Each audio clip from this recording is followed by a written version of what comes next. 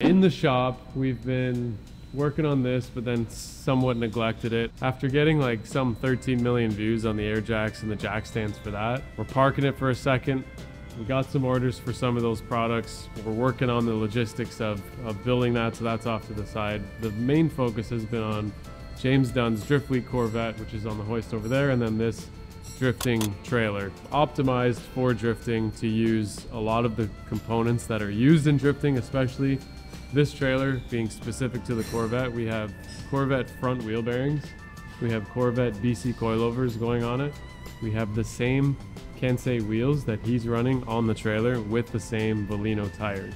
I used to build utility trailers way back in the day. We're talking 12 to 14 years ago. It was kind of like my little hobby. There's a couple things that I've implemented into this. I haven't built trailers since then, so obviously a little bit of refreshing going on, but like how to make a square tube trailer that's going to last. These side steps, you don't want to put these on top of the tubes and weld it, which would have been easier, possibly better to install, but it would have collected water between the two layers and caused rust. So you'll notice that these are actually just on the inside edge. Everything has a water escape route for where it's going to sit. So this trailer is built to last for like 20 plus years, whereas normally you'll see trailers after 5 years starting to build up some rot in some areas. I also put an unlimited amount of these tie down points. I've seen the trailers where you can buy the hooks and you screw them into the square tube. Again, that's a rust point, plus they'll always come loose. Hooks are nice because you can put a rope or a strap under it. You don't have to go through it. But realistically, I've always wanted just solid tie downs, nothing that's gonna come loose. That's what these are, and I put them absolutely everywhere. I think there's 20 on this small trailer. The 4 tires are gonna sit in the middle here, so I'm actually gonna load them up for you. And you'll see how they sit, and then I'll explain how we're going to actually clamp them all 4 down using only 1 tie down, and it's going to be really fast, really easy. The cool part, which we haven't highlighted yet, are the full suspension trailing arm that we've assembled on this trailer. Kind of just like brain dumping ideas into the trailer. What people don't understand is when you build something like this on the computer, fully simulated, there's well over 50 things that I've designed in a matter of a week that all need to work together. So if you look at this fender, for example, this fender had to hold this dead center to the wheel based on the offset. You can see the clearances to the wheel on these claws. You can see the clearances to the trailing arm. And then you can see that this whole fender actually bolts to the wheel bearing here. This section here is where we're going to be bolting a chromoly torsion bar to go left to right. That's going to help stabilize the trailer, kind of act as a sway bar slash torsion bar. So many little parts. If you look at the front of the trailing arm, we've got it welded to this machine dowel, but then we've got these straps also to just reinforce everything. These are 4,000 pound rated wheel bearings each, all assembled and packaged. If we have to change alignments, you can add shims here. You can rotate them slightly so we can get camber, toe perfected. So this trailer tracks nicely behind the Corvette, and the track width of this trailer is actually identical to a drift setup Corvette. It's exactly the same as the rear, so it's going to look really good being towed by the Corvette as well. But again, let's go back to the thought process. You can see the width. We have beams that are going to be visible with the boards in place. So we're going to have 4 boards here and 4 boards here, 2 by 6 with a 1/16 gap between each one. They're going to fit snugly in here. The front of the boards are going to fit between these 2 pieces, and then we're going to tie them into these beams. We have to add a piece of angle iron here on the front, because when we screw the board in, we don't want to go into the square tube. That's going to cause rust inside of the tube. We want to go through a piece of angle iron. That's going to be added to the front edge of this and to the back as well. We're going to be having the lights on the rear corners of the trailer, and then we're going to be routing the wiring through the tubing of the trailer. And what's going to be cool is with our 3D printer, we're going to be able to make wire transfer holes that have a 3D printed kind of like angled edge that'll clip into the tube with 2 drilled holes in a slot. It'll actually snap in place. The wires will go into here, and it's going to prevent any chafing. And you would think, wow, that's kind of like a complicated thing to do, but on custom trailers, the first thing to go, everybody knows, is the trailer wiring. Any holes that we make for passages through, like we're going to have to drill a hole in the back beam to go down this center beam to get the wiring to the front. We'll drill a hole through the back and then we'll put a plug cap there so that it looks good. All of this can be 3D printed. It's all gonna last through all the weather. And I almost lost my train of thought, but I didn't. We have to add coilovers to this, the BC Racing coilovers. Because of the weight of this trailer, it's not very heavy. We have installed Corvette coilovers with 12K springs on them. That, if mounted in a 1-to-1 ratio, would be too stiff for this trailer to ever compress. It would be like kind of like a board. Because this trailer is probably going to have 4 wheels here and maybe 150 to 200 pounds on the bed, we're going to load it up with that weight, and then we're going to install the coilovers at a motion ratio angle that allows for good compression, good ride height, and good absorption at those weights.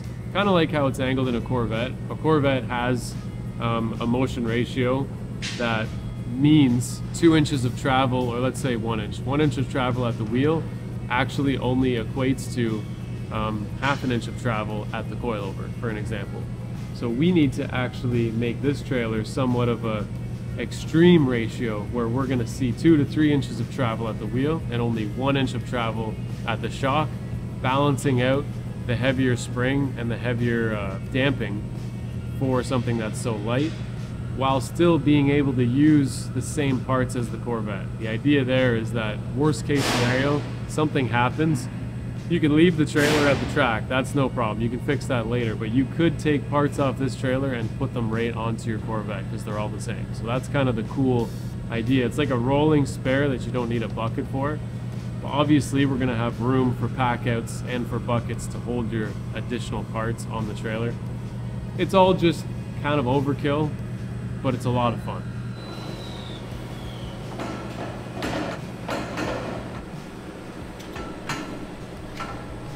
All right, so this looks cool. Obviously when it's coated and the deck boards are on. Yeah, I mean, I think this trailer would be like perfect, ideal, even cost effective if it wasn't a full suspension trailer. If it was just a welded axle, you could probably use 350Z wheel bearings, the front 370 wheel bearings, kind of depending on whatever car you're using the trailer for. You might as well make it use the same parts. So you could make this for BRZ FRS, 350, 370, Corvette, anything that uses a front hub bolt-on, just put the front wheel bearings on the trailer. The loads are so low on something like this that it's definitely able to handle it. We're gonna have a post that's gonna clamp here, and it's gonna actually move on a slider, so 4 bolts are gonna go through this way. Clamp, tube. At the top of the tube, we're gonna have a pivot. This pivot is gonna act as a T-bar, and if you picture a T-bar that pulls you up a ski hill, that's essentially what we're gonna have pivoting down on top of all 4 tires. In the middle of this T-bar is gonna be a D-ring on the end. That D-ring is going to be tied down with 1 ratchet strap from this to this, and we're gonna tighten this, and the T-bar is gonna press down on all 4 wheels. Because this T-bar is probably gonna be a piece of chromoly or square tube or something, we haven't decided yet. We'll cap the ends, it'll be rigid enough. None of these wheels will be able to walk out of this crevice, because in order to walk out of here, it needs to come up and out. The T-bar will be strapped down, so the tires won't be able to come out. So let's say we're trying to use this trailer and we're not carrying any wheels. This T-bar will be able to fold all the way down and out of the way and kind of be level with the front edge of the trailer, so it kind of acts as like a front nose, and it's not going to be just like flopping around or in the way. Also, because this front beam bolts to the trailer, you could remove the entire thing completely, and then you could have a fairly long deck for using this trailer for other utility reasons. That's why I also put a 2-inch ball on it. I don't like the 1 7/8. Not that many people use it, not that many people have it. 2-inch ball is a bit bigger, but it's what all utility trailers use. So arguably you could put a 4-wheeler on this or something. If you remove that T-bar, you could probably drive or carry something that's a bit bigger. So it makes it more of a multi-use thing, not just dedicated to only doing this. We're halfway through. We're gonna finish up a couple things. Mounting suspension will happen today. Then we're sending it off to get professionally painted. So we're doing an entire video on these 2 items. The full build of the C6, getting it ready for a drift week. That car is also going over to get a cam and some engine work and perfecting some things on the drivetrain side. And then we're doing a full build on this trailer, on how, what, why, when, whatever, my simulation, my CAD models. So this is going to be something that I'll probably end up making for myself just because it's super cool. Make sure you check us out on YouTube if you're seeing this. Now we're gonna have some fun with the shop. Do I tell them we're carving pumpkins? Yeah, if you want to see everyone in the shop have a good time, each department is gonna have 30 minutes to carve a pumpkin using some tools or some method from their department to make the pumpkin their own. But I'm interested to see how the water jet guys, if they do anything with the water jet. I don't even know yet, it hasn't happened. You guys are gonna see right after this.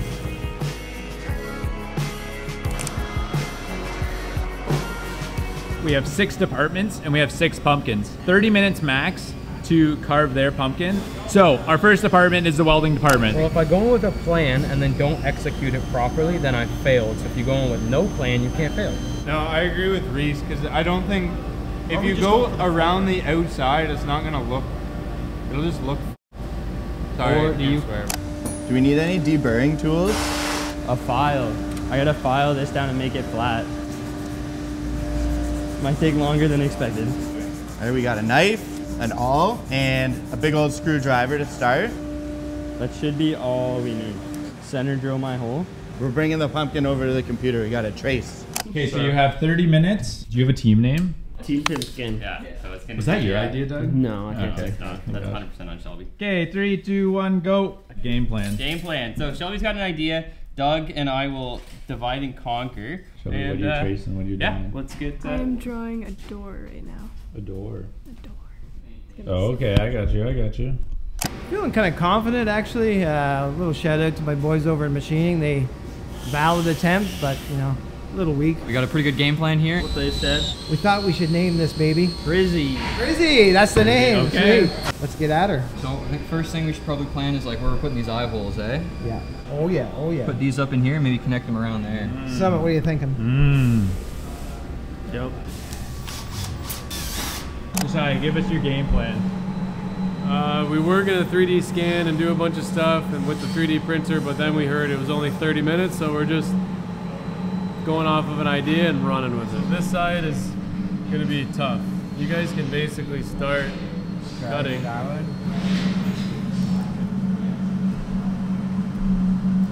Here, use this.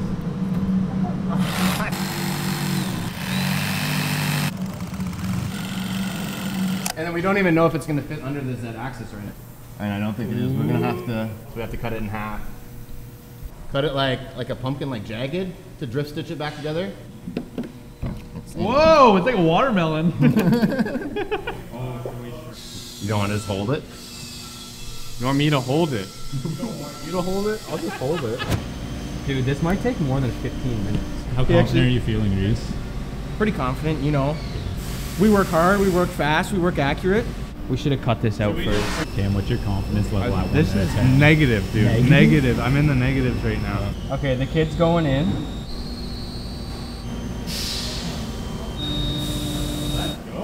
Damn. My background in art is, I did art in high school once for a credit. Boom, first piece of the puzzle. But Whoa. okay, we're You want to try and die grind that stuff too in the top of it? Dude, I don't know how I'm gonna die grind that. I'll try, but. Do you want me to do it? That doesn't look awful. No. Okay, you gotta file it off. Okay, I'll die grind it, I guess. Yeah, please don't. got this, Shelby. I'm trying to make a hood vent here, boys and girls, out of a Betty Crocker. That's low. Going in. You're probably gonna want just low. A little more.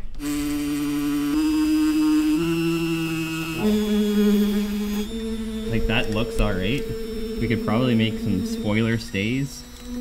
It's going alright. I'm kind of free balling it. Maybe some bumper stickers. What does the license plate say? Pimpkin. No guts, no glory. Okay. We're trying to find a way too. We think we're gonna give him a little temperature gun because when we put the pieces in the oven, you got to use the temp gun, check all the temperature, make sure they all get up to code and everything. So we're gonna give him a little temp gun, try and figure out a way to wire it up on the side here. A little bit more on these two here.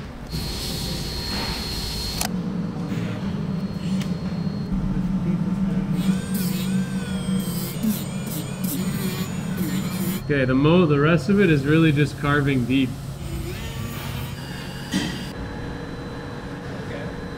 Sorry, what's your previous experience carving pumpkins? I don't have any.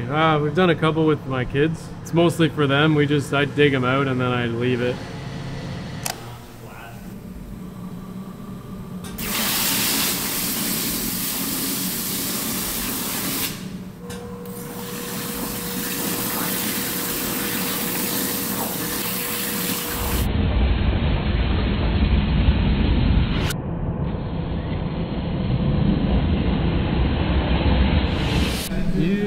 Pretty sick.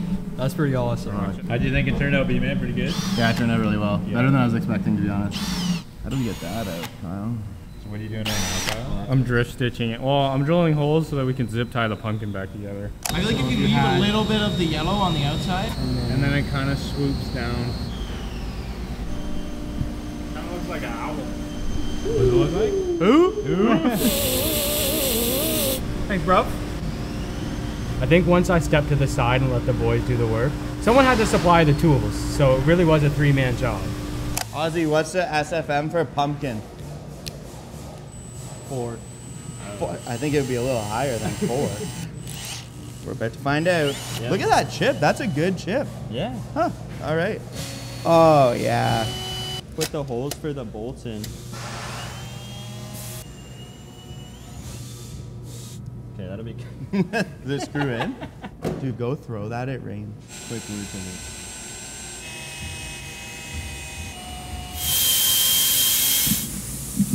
I think it turned out better than I actually thought it was going to turn out.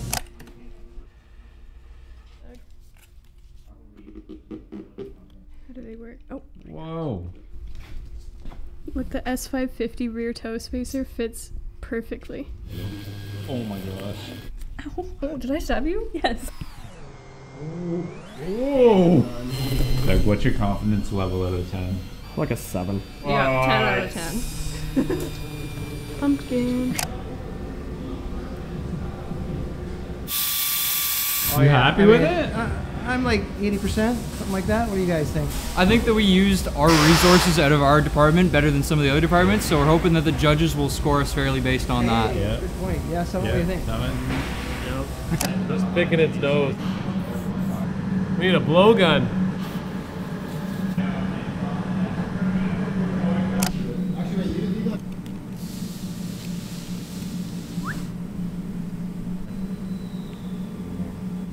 Yeah, I'm actually really happy with Happy with the outcome? That's exactly the best case scenario for sure. Better than I thought.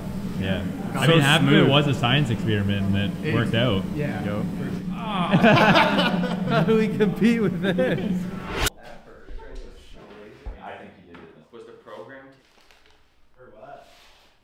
Yeah, we didn't really get the finished product that we wanted, but within the time constraints, we just half the face is peeled and burnt off, and the other half he still got his skin on, so it's very Halloween themed. But I think the rest of the guys did a great job. Okay, OG Mantis logo like you've seen all over merch and products and in the front foyer.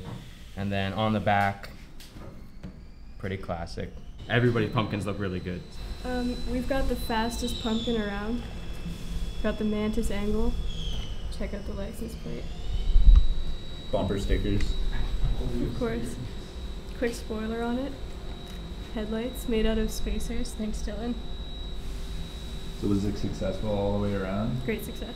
So this is Prizzy the powder coater. We dressed our pumpkin up as a powder coater for Halloween this year, so he's got all types of crazy hair. We gave him all the paint plugs, his nice little eyebrows, and he's got all the PPE he needs to be the proper powder coater he is. So he's got his glasses, his mask, he's got a little Tyvek suit on down at the bottom too. We give him his nice little ears and a temp gun to make sure he knows he's doing his job right. So we cut our pumpkin on the water jet. It's supposed to be a traction control off button because we're drifters and we push it every time. At least Jax does and I do. And then the off is FDF instead of off. So yeah, I was stoked. I was expecting it to just explode the pumpkin, but it worked out good. Dylan, quick talk about yours. Yeah, it's a pumpkin. Okay. And we put some stuff from the shop on it.